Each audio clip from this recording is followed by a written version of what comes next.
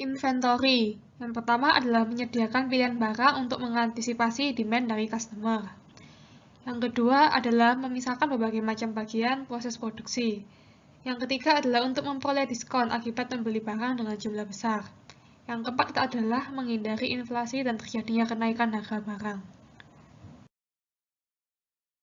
Tipe-tipe inventory ada 4, yaitu raw material inventory, work in process inventory, maintenance, repair, operating inventory, dan yang terakhir adalah finished good inventory. Raw material inventory adalah material yang telah dibeli namun belum memasuki proses produksi. Work in process inventory adalah produk atau komponen yang sudah bukan raw material tapi belum jadi finished product. Maintenance, repair, operating inventory adalah material-material yang digunakan untuk perbaikan dan operasi. Finished good inventory adalah produk yang sudah selesai dan menunggu dikirim. ABC analysis berfokus pada menentukan volume dolar per tahun untuk mengklasifikasi barang menjadi kelas A, kelas B, dan kelas C. ABC analysis menggunakan prinsip Pareto, di mana ia berfokus pada beberapa inventory yang memiliki efek besar. Kelas A adalah item yang mempunyai volume demand per tahun tinggi. Kelas B adalah item yang volume demand per tahunnya sedang. Kelas C adalah item yang volume demand per tahunnya kecil. Peraturan yang didasarkan pada ABC analysis mengandung biaya pembelian untuk barang kelas A harus lebih tinggi daripada barang kelas C. Barang kelas A harus memiliki kontrol inventory yang lebih ketat. Forecasting barang kelas A harus lebih teliti. Record accuracy adalah prasyarat dalam inventory management, penjadwalan produksi, dan penjualan. Akurasi dapat dicapai dengan dua hal, yaitu periodic dan perpetual system. Periodic system membutuhkan regular check inventory untuk menentukan jumlah inventory yang ada di tangan. Namun, kekurangannya adalah kurangnya kontrol di antara pengecekan dan harus mempunyai inventory ekstra untuk berjaga-jaga bila kehabisan. Variasi dari periodic system adalah two-bin system, di mana terdapat dua kontainer dan akan order ketika salah satu kontainer sudah mulai kosong. Sementara itu ada pula perpetual system. Bedanya adalah perpetual system memantau pertambahan dan pengurangan inventory secara kontinu. Biasanya menggunakan sistem otomatis seperti barcode. Tidak peduli apapun metodenya, record accuracy memerlukan data laporan yang baik dan keamanan yang baik. Ruang penyimpanan barang harus memiliki akses keluar masuk limited, rapi, dan area penyimpanan yang mampu menyimpan inventory. Meskipun satu organisasi memiliki record inventory yang akurat, record-record ini harus diverifikasi melalui audit secara kontinu. Audit tersebut disebut cycle counting.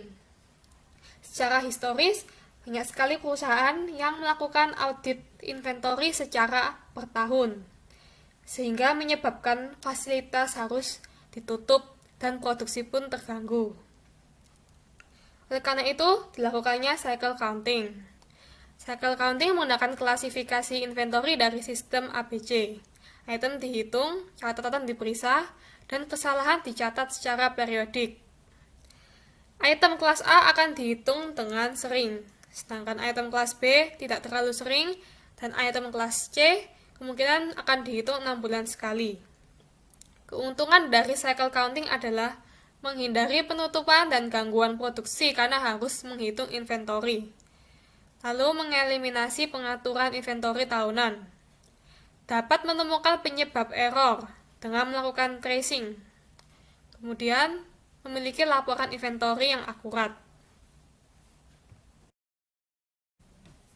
Dalam industri retail, inventory yang tidak dihitung akibat rusak maupun dicuri disebut shrinkage. Dalam industri retail, kehilangan 1% dari inventory merupakan kondisi yang baik. Namun pada kenyataannya, kehilangan dalam industri retail seringkali melebihi 3%. Karena itu, harus dilakukan kontrol terhadap inventory. Untuk melakukan kontrol terdapat 3 teknik, yaitu Pemilihan personel yang baik, pengontrolan yang ketat terhadap kiriman barang, misalnya menggunakan barcode atau RFID. Yang terakhir adalah mengontrol barang yang meninggalkan gudang dengan efektif menggunakan barcode RFID, magnet tag pada barang maupun CCTV. Inventory control model berasumsi bahwa demand atas suatu item antara independen maupun dependen dengan demand atas item yang lain. Contohnya, demand untuk kulkas independen dengan demand untuk oven. Sedangkan demand untuk komponen oven dependen dengan demand atas oven. Pada pembahasan kali ini akan lebih membahas demand yang independen. Holding, ordering, and setup cost. Holding cost adalah cost akibat menyimpan inventory. Cost ini sering sekali terlewatkan dalam penghitungan. Ordering cost adalah cost akibat memesan barang. Setup cost adalah cost untuk menyiapkan mesin untuk memproduksi barang. Setup cost berhubungan erat dengan setup time.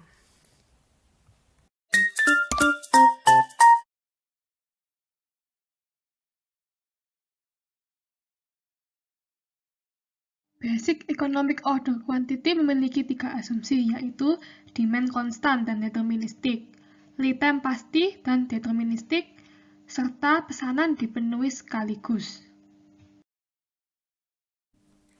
Semua model inventory memiliki tujuan untuk meminimalkan biaya.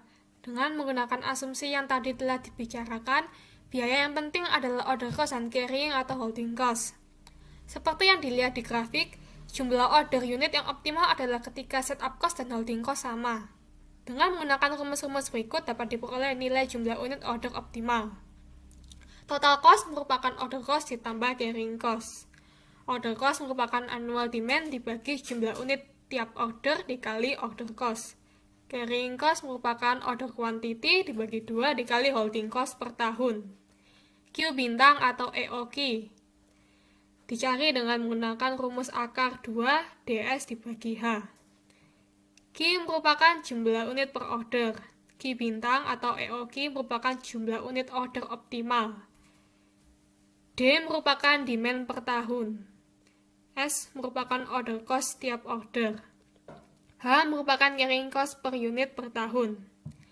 Reordering point merupakan titik di mana inventory harus diisi ulang. Cara menghitungnya adalah dengan mengali demand dengan lead time. Lead time adalah selisih waktu ketika pesanan dibuat dan ketika pesanan diterima oleh pemesan.